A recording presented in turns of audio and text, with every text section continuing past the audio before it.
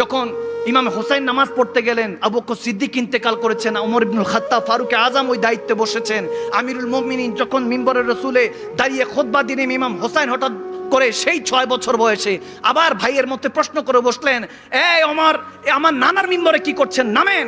তিনিও দৌড়ায় নেমে গেলেন। এবার আর শেরে খোদা আলী আটকাইতেছে না, বলতেছে হাসান তো ঠান্ডা, তারপরও আটকানো যায়, হোসাইন তো গরম।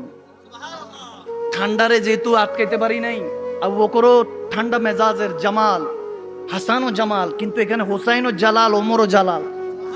জালালকে ঠিক করতে জালালই লাগবে, জামালিয়াত এখানে আসবে না। মৌলা আলী চুপ খামোশ বসে আছেন, তারপরে একটু ধরেছেন যে হোসাইন ইশারা দিয়েছেন, এরকম করে না, মুরব্বী ইশারা দিয়েছেন। ওমর বলতেছেন, আলী ভাই আমার, আপনি হোসাইনকে আটকায়েন না, বলতে দেন।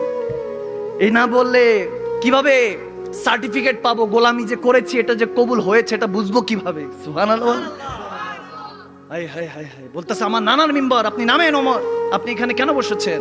হযরত ওমর ইবনুল খাত্তাব, সেই ওমর ইবনুল খাত্তাব যিনি বললে পানি, নদীর পানি আবার বহমান শুরু হয়ে যায়, যিনি বললে, যিনি চাবুক মারলে জমিন জালজালা করে উঠে, ভয় পেয়ে উঠে, যিনি যেই রাস্তা দিয়ে 40 দিন পর, আফটার 40 ডেজ লেটার হেঁটে যাবেন, শয়তান হাঁটতো না, সে ওমর ইবনুল খাত্তাব, যিনি সারা পৃথিবী রাজত্ব করেছেন, দৌড়ায় নেমে গেলেন।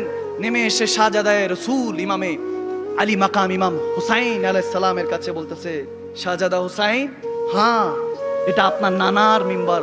বলে আপনার নানার মিম্বরে বসেন, আমার নানার মিম্বরে কি? তিনি বলতেছেন, আমার নানার কোনো মিম্বর নেই, সবই আপনার নানার। যা খাই আমরা মুসলমান বান্দা, সবাই আল্লাহর বান্দা, রসুলের উম্মত, সবাই আপনার নানার সাদাকায়, যা কিছু, আমার নানার কোনো মিম্বর নেই। ইমামে হুসাইনে কারবালা, শহীদে কারবালা বলতেছেন, আপনার নানার মিম্বর নেই, তাহলে আমার নানার মিম্বরে বসে। হায় হায় হায়, সুবহানাল্লাহ।